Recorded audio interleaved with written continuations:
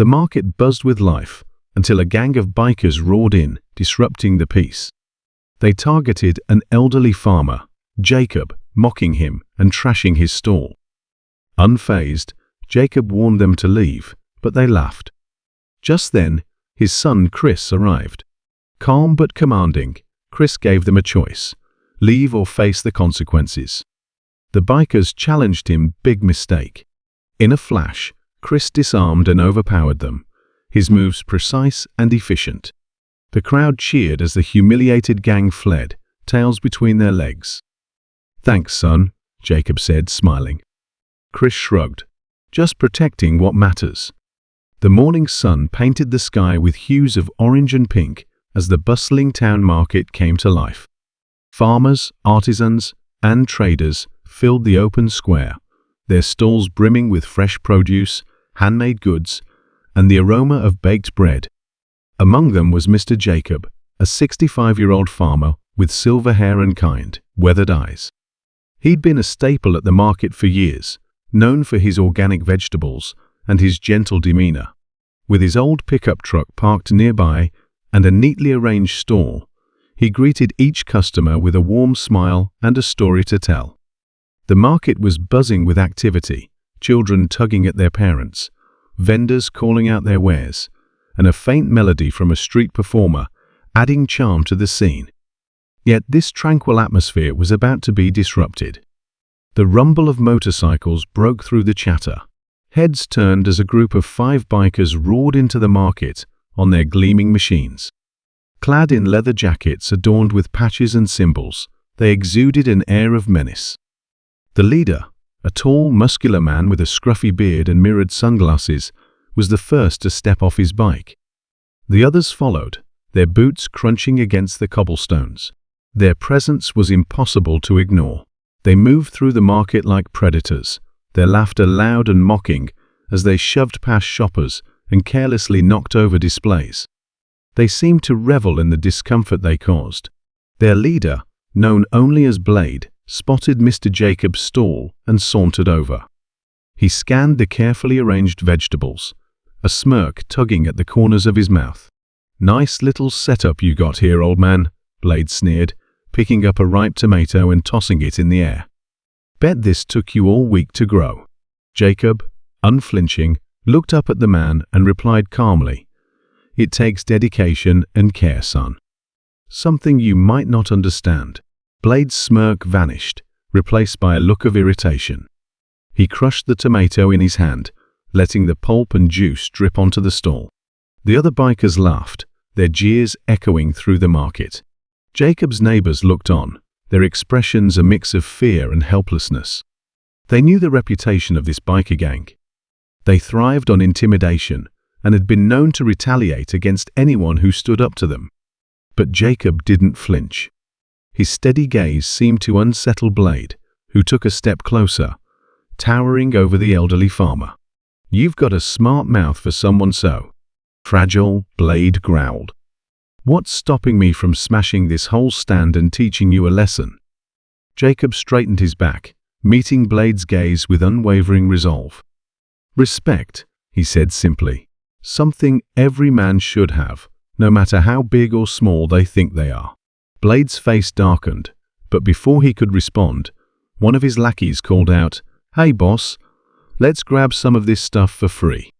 Perks of being us, right?" Blade grinned, his ego bolstered. He reached for a basket of fresh cucumbers, but Jacob placed his hand firmly on the edge of the stall.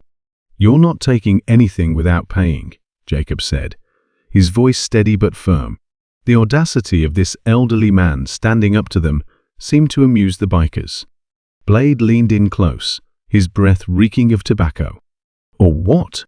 You're gonna stop us," he taunted. Jacob didn't respond. He didn't need to. His silence was louder than any threat he could have made. Blade scoffed and swept his arm across the stall, sending produce crashing to the ground. "Oops," he said mockingly. "Guess you'll have to start over." The bikers erupted in laughter, but the crowd remained silent, their eyes darting nervously between Jacob and the gang. Jacob bent down to pick up a fallen basket, his movements slow and deliberate. Blade watched him, a smug grin on his face. "Yeah, that's right, pick it up, old man," he jeered. But then, Jacob spoke, his tone calm and measured. "You should leave while you still can." Blade's laughter died in his throat. The other bikers exchanged uneasy glances. "What did you say?" Blade demanded, his voice rising. Jacob stood up, dusting off his hands. "I said, you should leave. You've caused enough trouble here." The bikers closed in, their posture threatening. "You've got a death wish, old man," Blade hissed. But before he could make another move, a deep voice cut through the tension. "Is there a problem here?" The crowd parted as a tall, broad-shouldered man approached. He moved with a quiet confidence that commanded attention.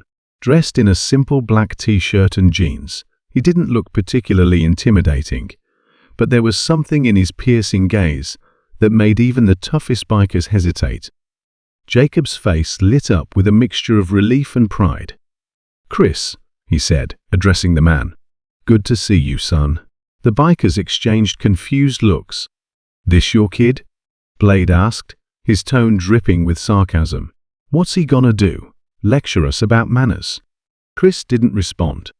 He stepped in front of his father, his eyes locked on Blade. "You've got two choices," Chris said calmly.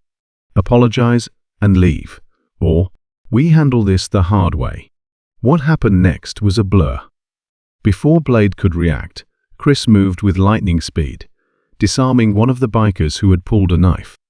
The crowd gasped as Chris expertly incapacitated the man, his movements precise and efficient.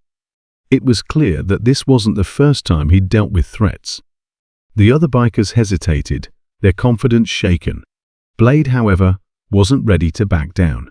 He lunged at Chris, but the younger man sidestepped effortlessly, using Blade's momentum against him to send him sprawling to the ground. The remaining bikers attempted to swarm Chris, but they were no match for his training. In a matter of minutes, they were all disarmed and subdued. Chris stood over them, his breathing steady, while the crowd erupted into cheers. The bikers scrambled to their feet, their bravado replaced with humiliation. Blade glared at Chris, his face red with anger. "This isn't over," he spat, but there was no conviction in his words. Chris took a step closer, his voice low but firm. "Yes, it is. If I ever see you near this market again, you'll regret it. Understand?" Blade nodded reluctantly, and with that, the bikers retreated, their motorcycles roaring as they sped away. The market erupted in applause, vendors and shoppers alike, thanking Chris for his bravery. Jacob placed a hand on his son's shoulder, his eyes filled with pride. "I didn't need your help, you know," he teased, though the gratitude in his tone was unmistakable. Chris chuckled. "I know, Dad, but it doesn't hurt to have backup." As the crowd began to disperse, Chris helped his father clean up the mess left behind. The bond between them was evident in their easy conversation and shared laughter. Jacob looked at his son, a Delta Force commander who had faced dangers far greater than a group of bullies, and felt a deep sense of pride. But more than that, he felt gratitude for the courage and character that Chris had shown, not just today, but every day. As the sun dipped below the horizon, the market returned to its usual rhythm, the earlier chaos a mere memory.